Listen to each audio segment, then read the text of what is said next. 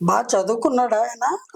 బాగా చదువుకున్నాడు, ఉమ్, ఎమ్మెల్సీ పదవిలో కూడా ఉన్నాడు ఉమ్, ఆయన. అండ్ అలాగే బోల్డ్ అంత డబ్బు కూడా ఉంది. ఉమ్, పెళ్లి ఒక కూతురు పెళ్లి చేశాడు, ఇంకో కూతురు పెళ్లికి ఎదిగింది. ఉమ్, నియోజకవర్గంలో ఒక గ్రనైట్ బిజినెస్ కి ఓనర్. ఉమ్.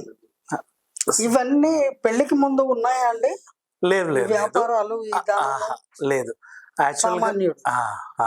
ఆవిడ కొంచెం ఉన్నత ఫ్యామిలీకి చెందిన ఆవిడ. ఉమ్, ఈయన ఏదో అంటే ఆవిడ వర్షంలో చెప్పాలంటే బనీన్తో వచ్చాడు, నేను పెళ్లి చేసుకున్నాను ఇష్టపడి పెళ్లి ఏదో రకంగా ఓ మొత్తానికి అయితే చేసుకున్నాడు. ఉమ్, తర్వాత ఈయనకి ఇవన్నీ కలిసి వచ్చాయి. ఉమ్, నాకు అనుసరణలోనే ఉండాలని పెట్టుకున్నాను. ఉమ్. కొన్నేళ్ళు బానే ఉన్నాడు. ఇంకొక ఆవిడ పరిచయం అయిన తర్వాత సడన్ గా ప్లేట్ ఫిరాయించాడు. ఇతను రాజకీయ రంగంలో ఎమ్మెల్సీగా ఉన్న వ్యక్తి అని చెప్తున్నారు. ఇటువంటి క్యారెక్టర్గా ఉన్నటువంటి వ్యక్తి రాజకీయాల్లో ఉండదగిన వాడా అని ప్రతి ఏ పార్టీలో అయితే ఇటువంటి వ్యక్తులు ఉంటారో, ఈయనని కాదు, ఎవరైతే ఇటువంటి క్యారెక్టర్ కలిగినటువంటి వాళ్ళు పార్టీలో ఉంటారో ఆ పార్టీకి సంబంధించిన అధ్యక్షుల వారు ఆలోచించాలి. ఇటువంటి వాళ్ళకి మన పార్టీలో ప్రవేశము ఇవ్వచ్చా అంటే పాపం వాళ్ళ ఆవిడ పిల్లలు కలిసి చంపడానికి ప్రయత్నిస్తే ప్రాణహానితో భయపడి బిక్కు బిక్కు బిక్కు అంటూ ఇక్కడికి వచ్చాడు. మరి జాలి చూపించాలి కదా ఆయన పైన మనం. అంటే అంతకుముందు ఇతను ఆవిడతో పరిచయం లేదా? అంటే ఉంది. అంటే ఆవిడ పరిచయం అయిన తర్వాత వెళ్ళాను. కానీ ప్రెసెంట్ సిచ్యువేషన్ అయితే మా ఆవిడ ఒక గయ్యాలి, నా పిల్లలు నా మాట వినట్లా. తర్వాత ఏదో తోడు దొరికింది కదా అని చెప్పి కాలక్షేపం కోసం ఫ్రెండ్షిప్ చేశాను. ఫ్రెండ్షిప్ కాస్త కాలక్షేపం కూడా. ఇది జీవితమా లేకపోతే అద్దె ఇల్లా?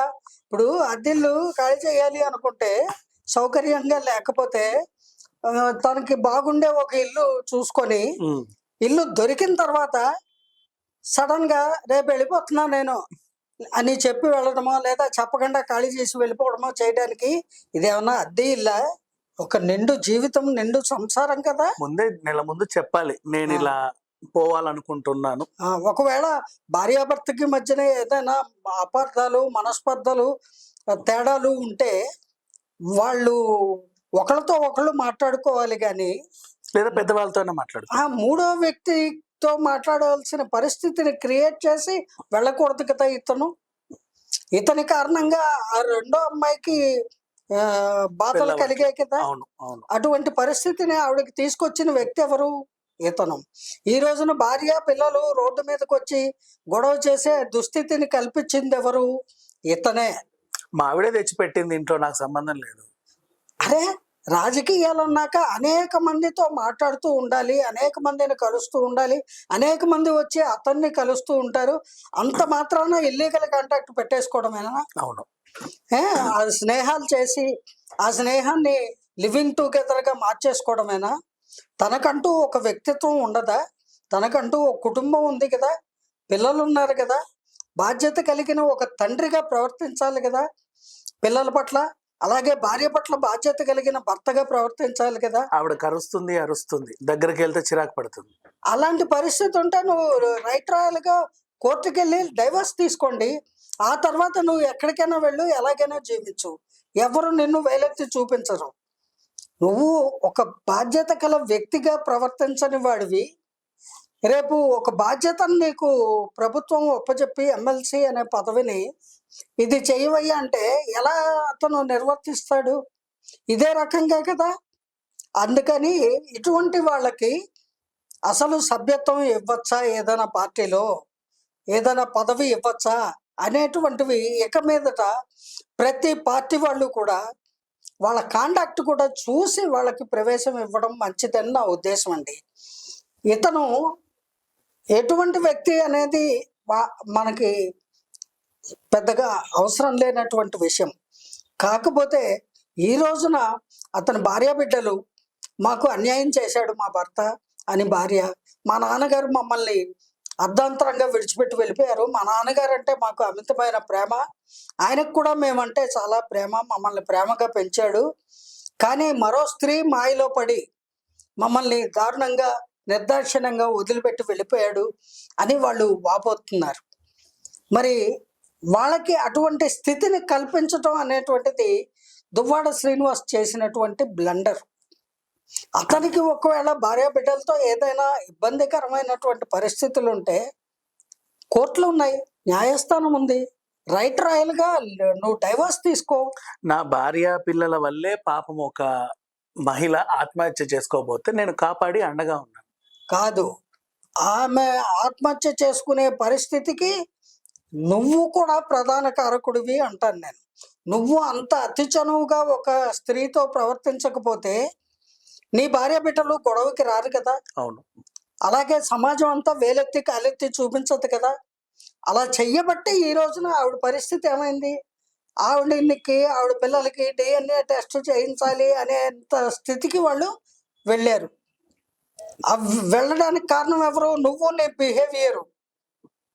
నువ్వు నీ భార్యతో డైవర్స్ తీసుకున్నాక మరో స్త్రీని పెళ్లి చేసుకో, లేదా మరో స్త్రీతో కలిసి జీవించు, ఎవరు వద్దనలేదు.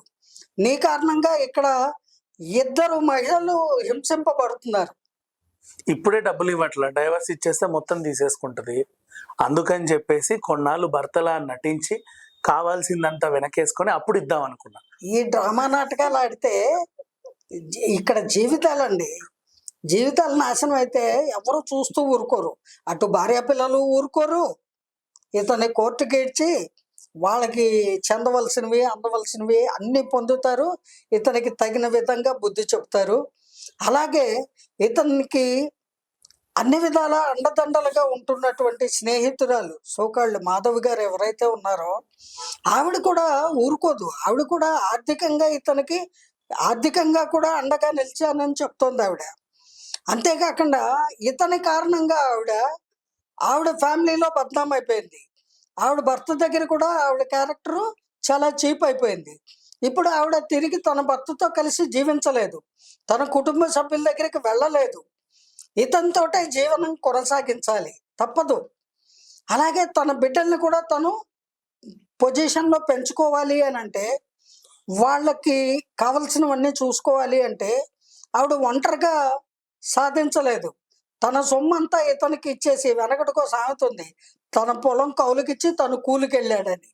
అలాగా ఈవిడ ఆస్తిపాస్తులన్నీ ఇతనికి కష్టంలో లేదా రాజకీయాల్లోనూ ఇల్లు కట్టేటప్పుడు ఇతనికి హెల్పింగ్గా ఇచ్చి, రేపటి రోజున తన బిడ్డలకి తనకి దిక్కు దివాణం లేకుండా ఆవిడ ఎక్కడ నటు రోడ్డు మీద నిలబడుతుందా? అంచేత ఆవిడకి ఇతను న్యాయం చేయాల్సిన పరిస్థితి, అలాగే భార్య బిడ్డలకు కూడా సమాధానం చెప్పి తగిన న్యాయం చేయవలసిన స్థితిలో ఇతను ఉన్నాడు. ఈ మొత్తం కథకి కల్ప్రిట్, అసలైన నేరస్తుడు ఎవరు అంటే ఈ 2 పడవల మీద కాళ్ళేసి ప్రయాణం చేస్తున్న దువ్వాడ శ్రీనివాసు. అంచేత